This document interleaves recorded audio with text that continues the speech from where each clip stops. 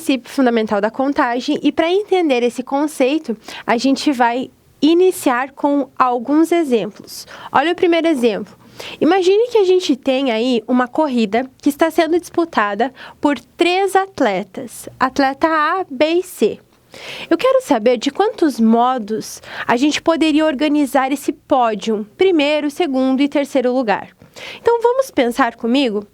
Para o primeiro lugar, a gente teria 3 possibilidades. Poderia ser o atleta A, ou o B, ou o C. Qualquer um dos 3 podem estar aí nesse nosso primeiro lugar. Já no segundo lugar, se o atleta A ficou neste primeiro lugar, eu teria 2 possibilidades para segundo. Poderia ser o atleta B, como poderia ser o atleta C. E para o nosso terceiro lugar, teríamos o C ou o B, porque A, B e C, primeiro, segundo, terceiro, ou A, C e B, primeiro, segundo e terceiro. Entendeu o que a gente está pensando? Agora a gente vai ver essas possibilidades para o B e para o C também. Lá para o B, eu tenho o A ou o C, e aqui teria o C ou o A. Já para o atleta C, mesma coisa, A e B, ou B e A. Escrevendo as possibilidades, os modos de se organizar, nós teríamos A, B e C, A, C e B, B, A, C, B, C, A, C, A, B e C, B, A. Então, nós teríamos 6 maneiras diferentes de organizar os alunos A, B e C como primeiro, segundo e terceiro lugar. Será que existe uma maneira mais rápida de a gente resolver esse problema sem utilizar o diagrama de árvore, que é esse diagrama aqui?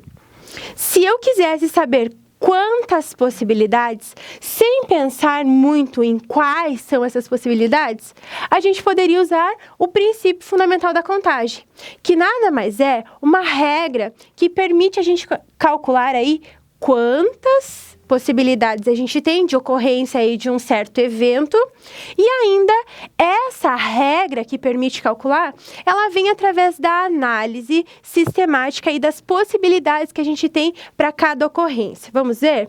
Eu tenho o primeiro, tenho o segundo e tenho o terceiro lugar.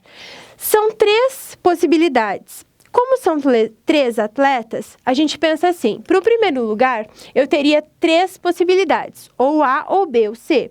Já para o segundo lugar, eu teria 2 possibilidades apenas, porque um dos atletas está no primeiro lugar. Então, eu tenho que descontar esse atleta que já ficou no primeiro lugar.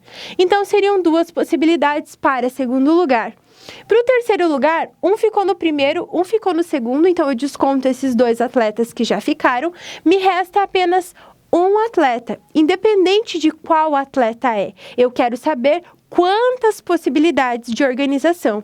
Então, se a gente pensar, eu tenho 3 para o primeiro, 2 para o segundo e 1 para o terceiro, então nós ficamos com 3 vezes 2 é 6, 6 vezes 1 é 6. Eu tenho 6 possibilidades de organização desse pódio e aqui a gente trabalha com o princípio fundamental da contagem. Eu estou pensando, sistematizando quantas possibilidades eu teria para o primeiro lugar, quantas para o segundo, e assim a gente vai eliminando essas possibilidades que já foram, então, pensadas para primeiro e segundo, chegando no terceiro lugar com apenas uma possibilidade. Na multiplicação de todas essas possibilidades, a gente teria aí um total de 6, então, tipos de organização, 6 modos de organização. Então, aí já dá para entender uma noção de princípio fundamental da contagem. Olha o segundo exemplo. A gente tem um carro com 5 assentos, então um carro de 5 lugares, e eles estão dispostos aí A, B, C, D e E. E eu quero saber de quantas maneiras 5 pessoas podem se acomodar neste carro. Então, olha só.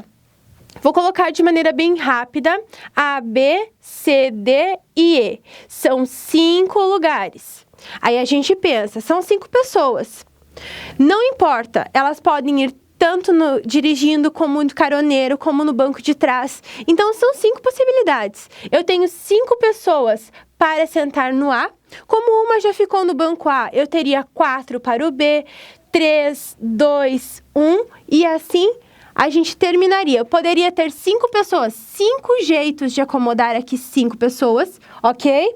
E aí a gente passa 4, 3, 2, 1. Por que a gente vai diminuindo?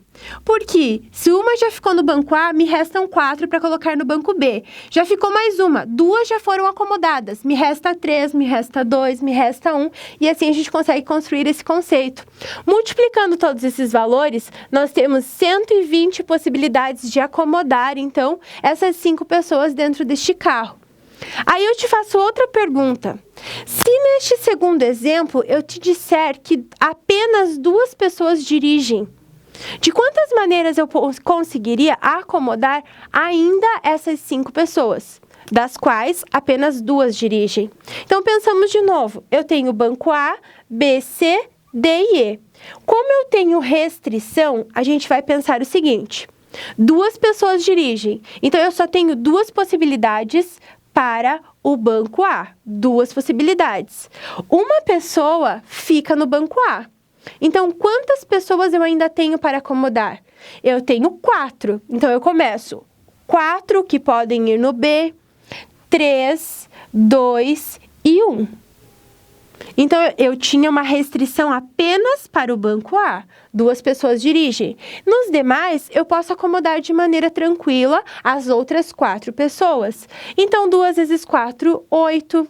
8 vezes 3, nós temos 24. 24 vezes 2, 48. 48 vezes 1, 48. Olha a diferença. Como pôde diminuir tantas possibilidades se a gente continuava trabalhando com as 5 pessoas? No terceiro exemplo, a gente tinha uma restrição. Somente 2 pessoas dirigem. Então, no banco A só vai passar ou A ou B, pessoa A, pessoa B, e as demais, elas só vão trocar de lugar nos demais bancos, banco B, C, D e E. Então, essa é a regra que vai analisar as possibilidades para cada caso. Essa regra se chama princípio fundamental da contagem.